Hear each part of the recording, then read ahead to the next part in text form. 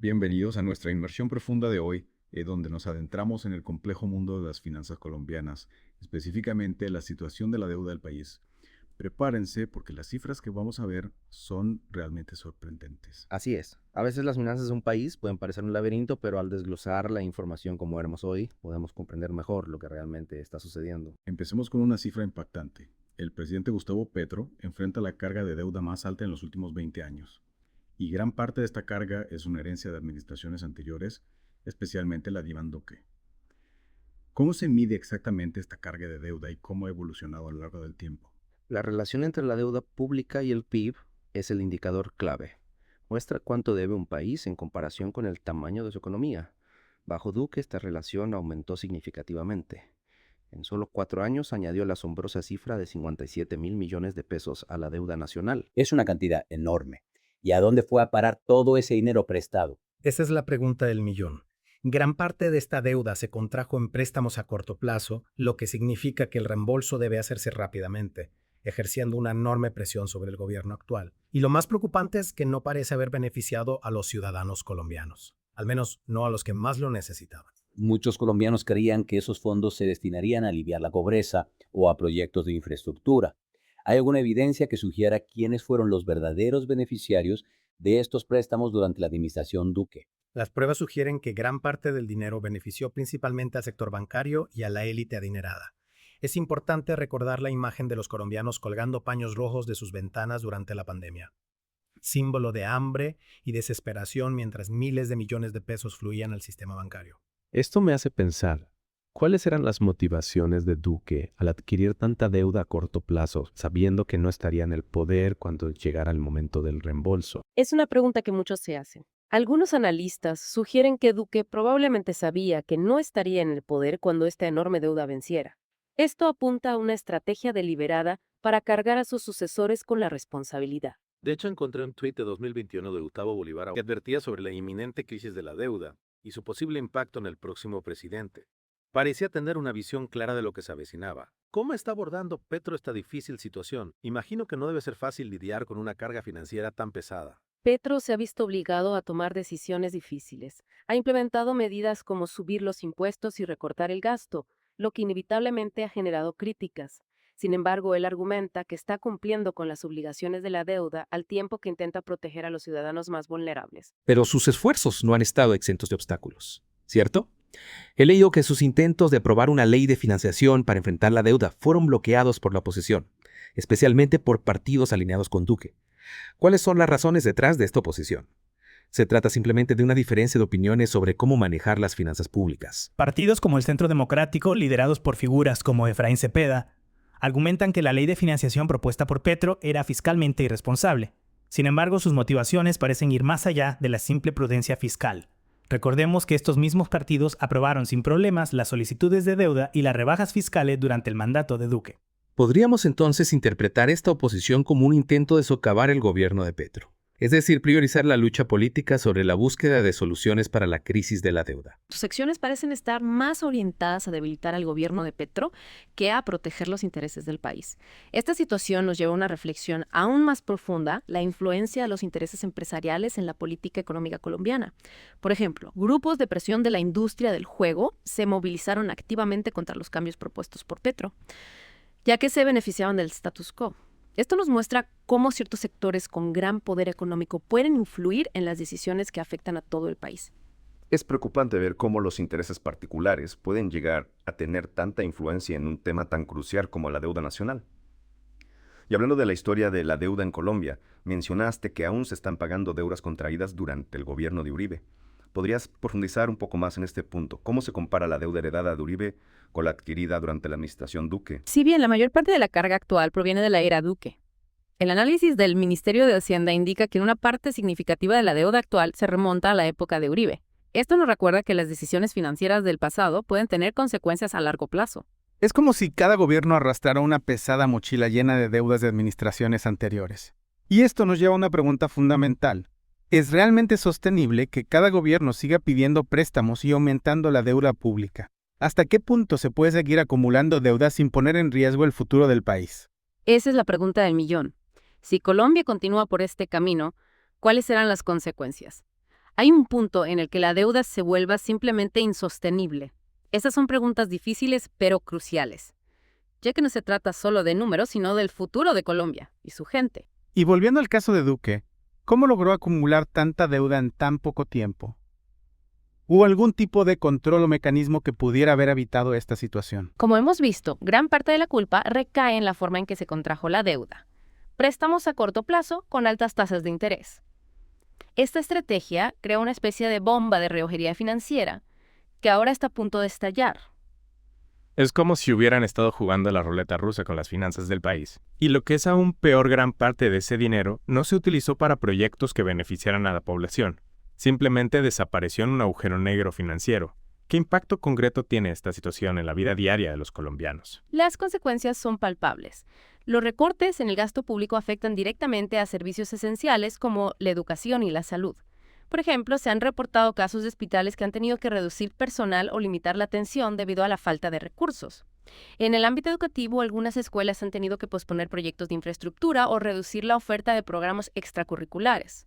Estos son solo algunos ejemplos de cómo la crisis de la deuda se traduce en una disminución de la calidad de vida para muchos colombianos. Es indignante que mientras algunos sectores se beneficiaban de los préstamos, la población tenga que pagar el precio de una deuda que no les trajo ningún beneficio.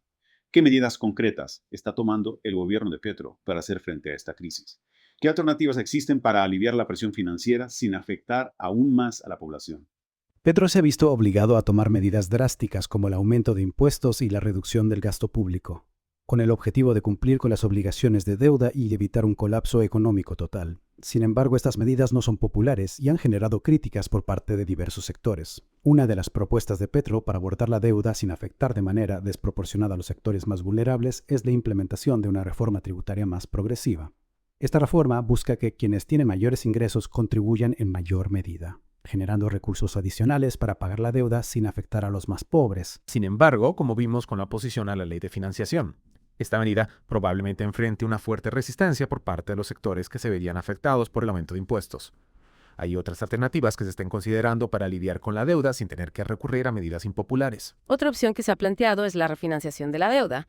Básicamente se trata de reemplazar una deuda existente por otra nueva con mejores condiciones, como tasas de interés más bajas o plazos de pago más extensos. Esto podría proporcionar un alivio temporal a la presión financiera, pero también conlleva riesgos. ¿A qué riesgos te refieres? La refinanciación de la deuda no es una solución viable a largo plazo.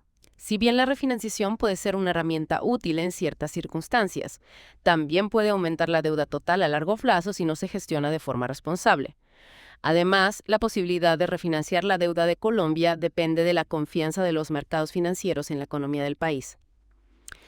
Si los inversores perciben un alto riesgo, pueden exigir tasas de interés más altas, lo que podría agravar la situación en lugar de mejorarla. Entiendo. Es como si se estuviera pidiendo un nuevo préstamo para pagar el anterior, pero con el riesgo de que las condiciones sean aún peores. Y si la refinanciación no es la solución ideal, ¿qué otras opciones tiene Petro para manejar la deuda sin aumentar la carga sobre la población? Una alternativa que se ha mencionado es la reducción del gasto público en áreas no esenciales. Esto liberaría recursos para el pago de la deuda, pero también podría afectar servicios públicos cruciales como la educación, la salud y la infraestructura.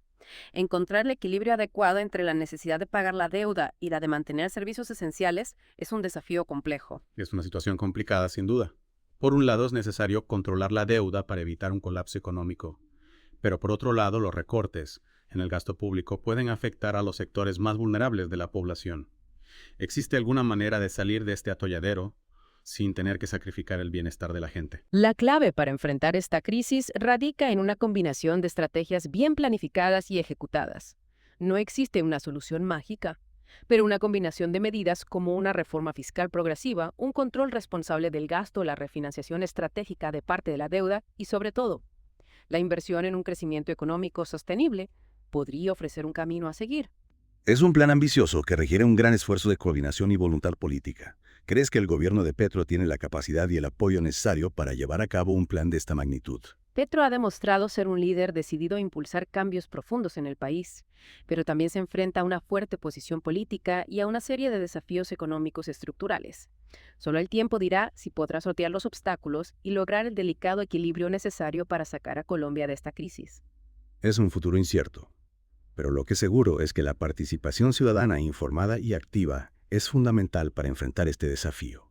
Y hablando de información, ¿qué recomendaciones podrías ofrecer a nuestra audiencia para que puedan profundizar en el tema de la deuda colombiana? Hay una gran cantidad de recursos disponibles para quienes quieran comprender mejor la situación. Recomiendo explorar diferentes perspectivas y analizar la información proveniente de diversas fuentes, tanto gubernamentales como independientes. Voces de Colombia es una plataforma que ofrece información y análisis de calidad sobre diversos temas de interés para la sociedad colombiana.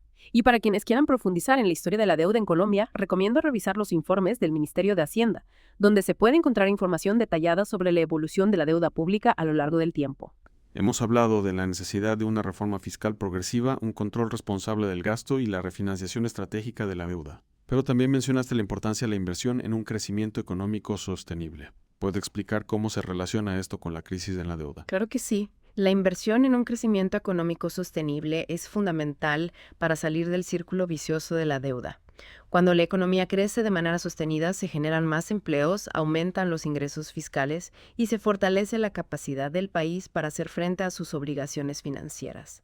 Sin embargo, no se trata de cualquier tipo de crecimiento. Debe ser un crecimiento que beneficie a toda la sociedad, no solo a unos pocos privilegiados. ¿Qué tipo de inversiones serían necesarias para impulsar este crecimiento económico sostenible del que hablas? Hay sectores específicos que deberían priorizarse. Hay varios sectores clave que pueden jugar un papel fundamental en la generación de un crecimiento económico sostenible e inclusivo.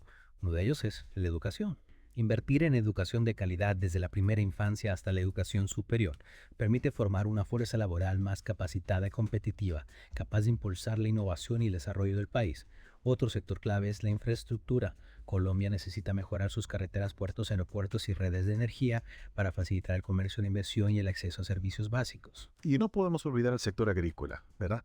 Colombia tiene un enorme potencial en este sector, pero a menudo se ve afectado por problemas como la falta de acceso a crédito de tecnología e infraestructura adecuada. Impulsar la modernización del sector agrícola a través de la inversión en tecnología, capacitación e infraestructura puede generar empleo, aumentar la producción de alimentos y contribuir a la seguridad alimentaria del país. Y por supuesto no podemos dejar de lado la importancia de la inversión en ciencia y tecnología. Es cierto. Apoyar la investigación y el desarrollo de nuevas tecnologías puede convertir a Colombia en un país más competitivo a nivel global y generar nuevas oportunidades de crecimiento económico.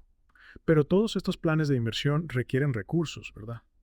¿De dónde saldrían los fondos para financiar estos proyectos si el país ya enfrenta una crisis de deuda? Esa es la gran pregunta. Aquí es donde entra en juego la importancia de una gestión financiera responsable y eficiente. Es necesario optimizar el gasto público, eliminar la corrupción y buscar fuentes de financiación alternativas como la cooperación internacional y la inversión privada.